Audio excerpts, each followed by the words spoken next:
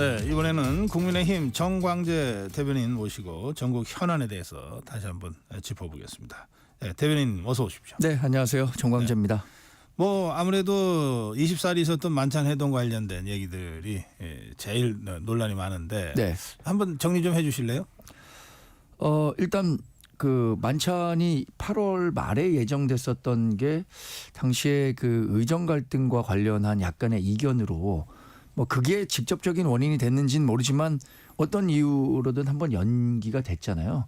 그다음에 추석 끝난 다음에 바로 잡은 것까진 좋았는데 이 만찬 이전에 나온 독대 요청 논란으로 만찬의 성과보다는 오히려 독대가 있었느냐 없었느냐 또 이후에 나온 또 독대를 추가로 요청했는데 이것들이 부각되면서 당정 간의 갈등이 세간에서 생각했던 것보다 훨씬 더 큰 거 아니냐라는 어떤 우려를 줬다는 점에서는 이 제가 생각하는 것뿐만 아니라 모든 그 다른 언론에서도 이러려면 만찬을 왜 했느냐라는 평가가 나오는 걸 보면 성과가 이렇게 큰 만찬은 아니었다라고 볼 수 있겠죠. 이 독대 재요청 예. 이게 성사가 될 것 같습니까?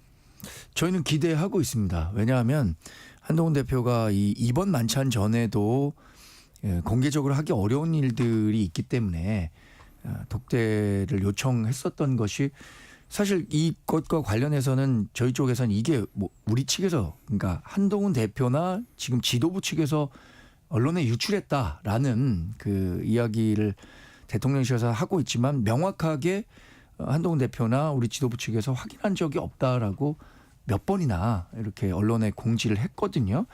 보도 경위는 제가 뭐 자세히는 알진 못하지만 지금은 뭐 정치적으로 대통령과 한동훈 대표가 만나서 좀 심도 있게 얘기를 해야 되는 부분이 있다고 생각합니다. 그러니까 한동훈 대표도 다시 한번 요청을 한 거고 대통령실도 결국에는 정무적으로 정신 판단을 내리지 않을까 싶어요. 이게 뭐 당장 오늘 내일 독대가 성사될 거다라고 보기는 어렵겠지만 그래도 아주 멀지 않은 시기에 독대가 성사됐으면 하는 기대감을 갖고 있습니다. 한동훈 대표가 윤석열 대통령과 꼭 단둘이 만나서 이걸 이제 독대니까 단둘이 만나서 전국 현안에 대해서 얘기를 하고 싶다 지금 이런 입장 아닙니까? 예. 어떤 얘기를 하고 싶어 하는 건가요? 처음에는 그 의정 갈등과 관련한 얘기들이 중심이 되지 않을까 싶었죠. 그런데 한동훈 대표도 이후에 이제 기자들과 만나서 이야기하는 거를 들어보면 최근에 김건희 여사를 둘러싼 리스크가 굉장히 커지고 있는 거는 부인할 수가 없다고 봅니다. 이른바 뭐 도이치모터스 주가 조작 사건과 관련해서 꼭 같은 건 아니지만 비슷한 그 의심을 받고 있는 주가 조작 방조 혐의로 손모 씨가 전주인데 유죄 판결을 받았잖아요. 그리고 또 공천 개입과 관련한 이야기들도 계속 커지고 있고 이 부분을 걱정하는 분들이 이게 야당 지지자들이 김건희 여사를 공격하는 것과 윤석열 정부와 국민의힘을 지지하는 사이에서도 그런 걱정을 얘기하는 것과는 좀 차원이 다른 얘기라고 보거든요. 그런 문제들에 대해서 얘기를 좀 하려고 하셨던 게 아닌가 싶습니다. 그러니까 이게 조금 더 두 분이 만나서 얘기하는 게 좋겠다. 왜냐하면 이게 여사분과 관련한 이야기를 다른 사람들이 있는 상태에서 이야기한다는 건 좀 쉽지 않을 것 같거든요. 예의도 아닌 것 같고요. 결국 두 가지군요. 이제 여야 의정과 관련된 네. 한동훈 대표의 생각, 그렇죠. 그다음에 김건희 여사와 관련된 한동훈 대표의 생각을 네. 좀 진솔하게 대통령한테 직접 좀 전하고 싶다 이런 뜻이군요. 사실 이게 그동안 뭐 언론이나 아니면 다른 뭐 보고 채널을 통해서 윤석열 대통령에게 한동훈 대표의 의중이 전달됐을 수는 있죠. 뭐 조선일보 인터뷰에서도 김건희 여사에 대한 사과가 필요하다는 입장을 전달하기도 했고 의정 갈등과 관련해서는 2025년도 조금 열어보고 2026년 유예하는 방안을 논의해보자라는 이야기가 뭐 윤 대통령이 그걸 모를 건 아니지 않습니까? 그럼에도 불구하고 두 분이 만나서 한번 정말 진정성을 갖고 얘기하는 것이 필요하다고 생각을 한 거고요. 그런 측면에서 저는 대통령께서도 한동훈 대표가 이 차별화를 위해서 이거 독대를 자꾸 정치적으로 활용하는 거 아니냐라는 의구심을 좀 갖고 계신 것 같아요. 대통령실도 그렇고. 근데 그것이 아니라 윤석열 정부 남은 2년 7개월 정말 국정 동력을 다시 살려보고 지금 당 지지율, 윤석열 대통령 국정 지지율, 한동훈 대표의 차기 지도자 지지율 세 개 다 떨어지고 있습니다. 이거를 정말 그 반전시킬 수 있는 기회를 마련해야 되는데 그런 기회가 될 수 있지 않을까라고 생각하는 거죠. 예. 그 이제 만찬에 참석했던 김재원 최고위원이 이 언론 인터뷰에서 한 내용이나 예. 또 저희가 어제 윤상현 의원하고 인터뷰한 걸 보면 대충 이런 것 같아요.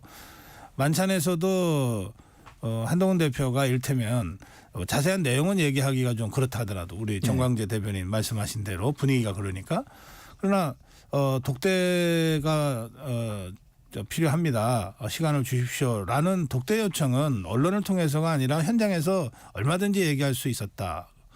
그런 얘기가 나왔고 또 윤상현 의원은 지금 대통령이 주요 정치인들이 전화를 하거나 문자를 할 때 바로바로 그 응답을 해 주신다. 한동훈 대표가 꼭 언론을 통해서 뭘 하거나 이럴 이유가 없지 않냐. 두 사람의 관계를 생각하면 더구나. 예. 이제 이런 그 얘기들이 있었어요. 네. 그런데 한동훈 대표가 이렇게 얘기하고 있는 것은 그런 그 사적 채널이 지금 뭐 제대로 작동하고 있는지 안 하고 있는지 제가 잘 모르겠으니까 단언해서 말씀드릴 수는 없습니다만 그것이 제대로 어쩌면 작동하지 않기 때문에 이렇게 공적으로 더 요청을 드리는 건 아닌가 싶기도 하고요.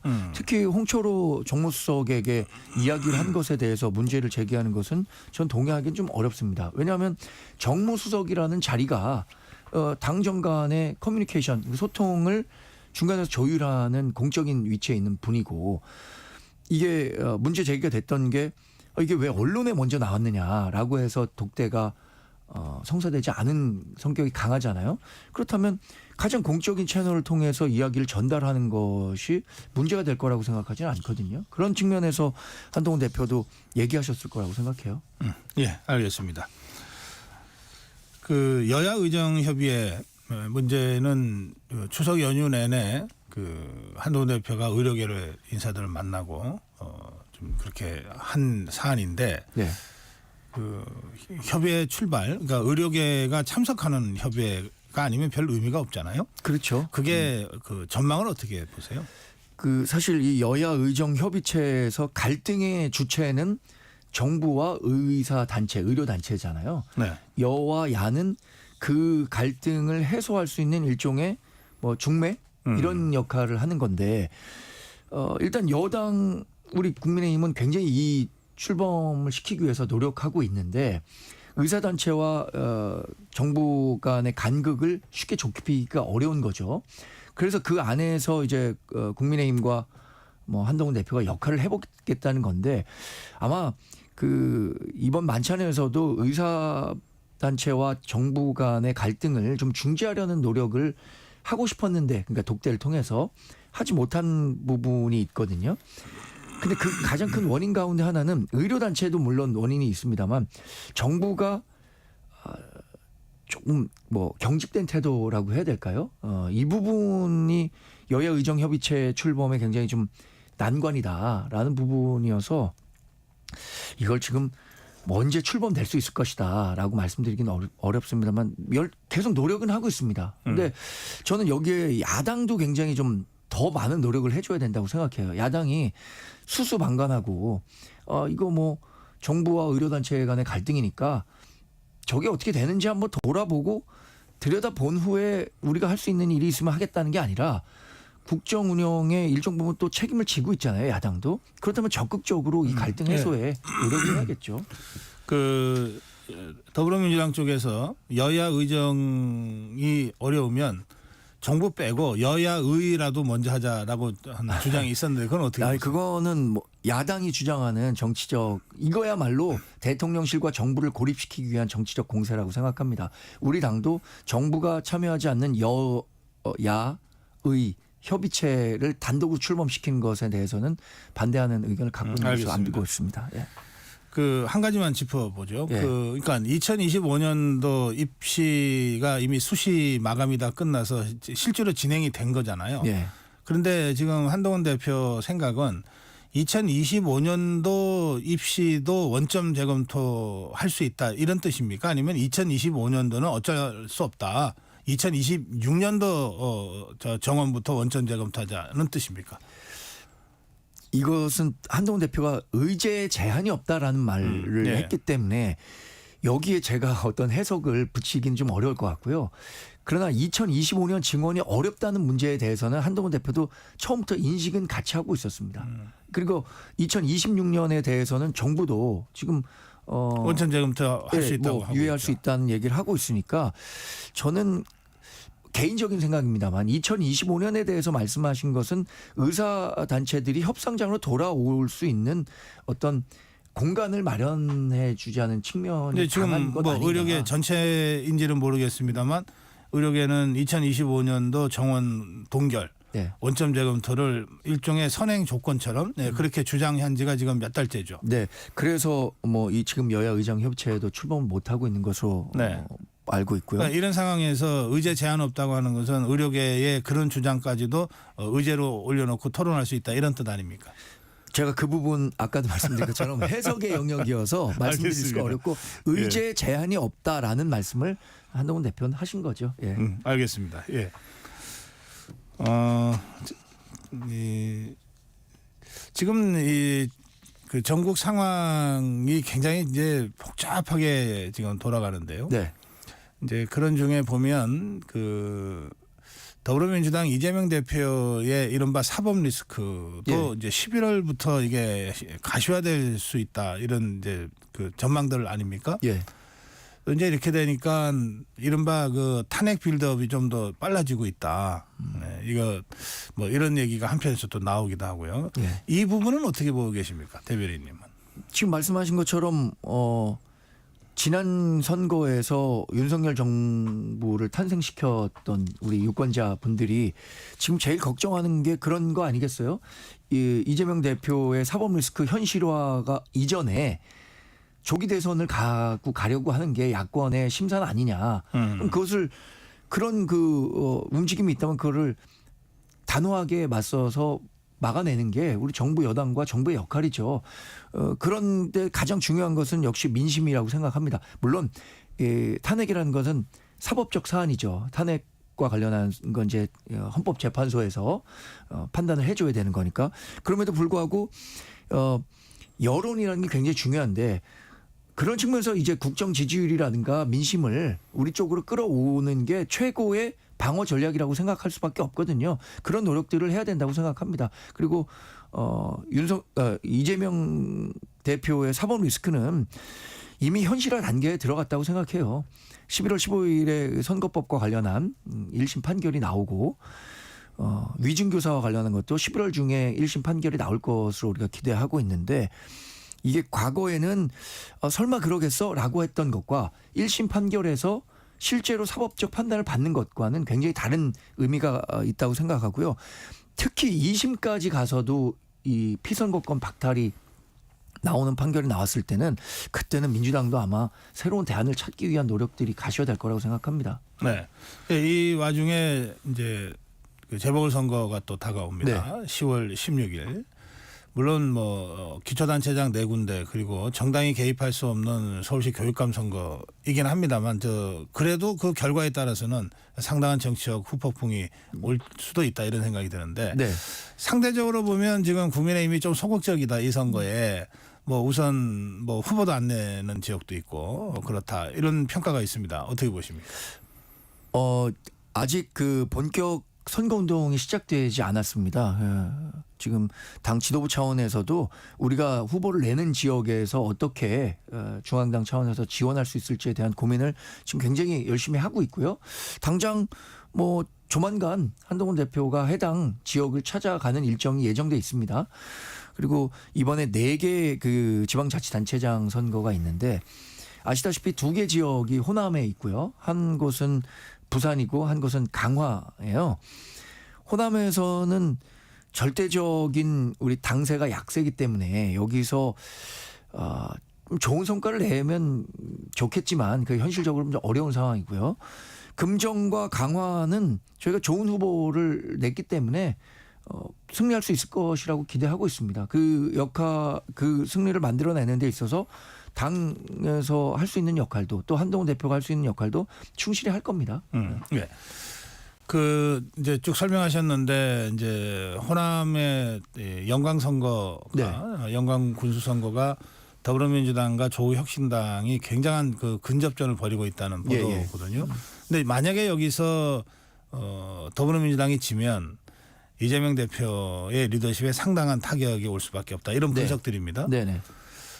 이제 비슷한 상황으로 이제 금정구청장 선거를 보면 이게 이제 국민의힘 우세 지역인데 만약에 이 선거 결과가 국민의힘 패배로 귀결될 경우에는 한동훈 대표의 리더십이 굉장한 타격을 받을 것이다. 뭐 이런 이제 분석이 동시에 나오고 있는데요. 그런 일이 없도록 금정 선거에 최선을 다해서 금정구청장을 만들어내야 되고요. 네. 사실 그 영광군수 선거와 관련해서는 조국혁신당과 민주당이 지금 호남 민심을 두고 굉장히 치열하게 경쟁하고 있잖아요. 네. 과거 그 4.10 총선에서 비례대표만 냈을 때의 조국혁신당과 민주당의 관계와 지금 지역 하나하나 지역에서 경쟁을 해야 되는 조국혁신당과 민주당의 관계는 완전히 달라질 거라고 생각하고 지금 뭐 그동안 분위기 좋았지 않습니까? 두 당이. 근데 파열음 계속 나오는 걸 보면 결국에는 뭐 2026년 지방선거 어쩌면 더 나아가서 2027년 그 대권을 가는 과정에서도 조국혁신당과 민주당이 끝까지 협력 관계를 유지할 수 있을까는 두고 봐야 될 대목이라고 생각합니다. 예. 그 어제 그 최재형 목사가 그 요청한 그 수사심의위원회 결과가 기소 의견 8, 불기소 의견 7로 이렇게 나왔습니다. 예. 검찰이 이제 뭐 수사심의위원회의 그 권고는 권고일 뿐이고 검찰이 최종 판단을 하게 될 텐데 뭐 하여튼 고심이 좀 깊은 것 같아요. 어떻게 예상하세요? 김건희 여사에 대한 불기소 권고가 있었고 이게 법리적으로 부정청탁금지법에서 공직자의 배우자를 처벌할 법적 근거가 없기 때문에 저는 검찰에서 김건희 여사에 대해서는 불기소를 할 가능성이 더 크다고 보고요. 최재형 목사에 대한 것은 이게 아이러니하게도 준 사람에 대한 처벌 조항은 여전히 있는 겁니다. 그 부정청탁금지법에. 또 8대 7로 이렇게 의사결정이 이루어지는 과정에서도 이런 얘기가 있었다고 하죠. 유죄 확률이 5%만 되더라도 이거는 법원의 판결을 맡겨보는 것이 좋다라는 의견이 개진됐고 그 의견이 적극적으로 좀 개진되는 과정에서 동조하는 분들이 많아졌다는 거잖아요. 이 부분은 검찰이 조금 더 고민해봐야 될 거라고 생각해서 제가 예단하기는 어렵겠습니다. 그러니까 김건희 여사에 대해서는 불기소 처분이 내려질 것 같고요. 최재형 목사에 대해서는 검찰의 고민이 깊겠지만 그걸 제가 검찰이 어떤 카드를 선택할 것이다라고 말씀드리기는 좀 어려울 것 같습니다. 예. 이제 그런가 하면 김건희 여사가 공천에 개입했다. 또 2022년 재보궐선거 때의 공천 그리고 2024년 4월 총선에서의 공천에 개입했다는 의혹들이 계속 제기되고 있는데 또 더불어민주당에서는 그 행안위에서 김영선 전 의원이나 명태균 씨 의혹의 당사자들을 지금 증인 채택을 한 상태고 그렇거든요. 이 상황은 어떻게 보고 있습니까? 이게 그 당에서는 사실관계 파악이 지금은 좀 어려운 상황이고요. 그리고 지금은 그야말로 의혹 수준입니다. 언론에서 보도하는 내용을 객관적으로 증명할 만한 내용들이 나오지 않고 있기 때문에 지금은 뭐 이게 야당이나 윤석열 정부에 반대한 사람들의 정쟁의 도구로 충분히 활용될 수 있다고 생각하지만 우리 당이나 대통령실이 이 문제 뭐 아주 끌려갈 이슈는 아니라고 생각하고요. 이게 조금 더 많은 사람들이 더 수긍할 만한 자료들이 나오고 그런 보도들이 나올 때는 대통령실에서도 뭐 자신들의 입장을 설명하는 자료가 나오지 않을까요? 아직까지는 처음에 나왔었던 결과적으로 공천이 되지 않았다는 입장밖에 나오지 않았으니까요. 근데 그 뭐 대통령실에서도 필요하면 입장을 내야 되겠지만 이건 공천이니까 기본적으로 공천 주체는 당이잖아요. 2022년에 공천 주체도 당이고 당시에 공관위도 있었고 2024년 총선도 당이고 공관위가 있었고 그렇잖아요. 그래서 저는 당에서 국민의힘에서 뭔가 사실관계를 좀 더 적극적으로 파악하고 그리고 파악된 사실관계를 국민들한테 적극적으로 알리고 이게 방관자처럼 뒤에서 구경해야 될 상황은 아닌 것 같은데요. 이게 공천 관련 사안이에요. 그런데 그때 당시에 공천 관리를 했던 뭐 윤상현 의원이라든가 그리고 이번 선거에서 공천 관리를 했던 공천 과정에 참여했던 분들이 이런 의혹들이 다 사실이 아니라고 하고 있고 또 하나는 이 공천 개입의 의혹의 중심에 김건희 여사가 있는데 이런 사실관계 파악이 먼저 우선이 돼야 될 것 같은데 당에서 김건희 여사에게 어떤 사실관계 파악을 지금 요청하기는 좀 어려운 상황인 것 같아요. 지금의 미묘한 당정 관계라든가 이런 것들을 고려했을 때. 그래서 대통령실에서 뭐 먼저 입장이 나오면 그와 관련해서 당도 보조를 맞추는 형식이 되지 않을까 싶습니다. 네. 오늘 여기까지 말씀드려야 되겠네요. 네, 고맙습니다. 네, 고맙습니다. 네, 국민의힘 정광재 대변인이었습니다.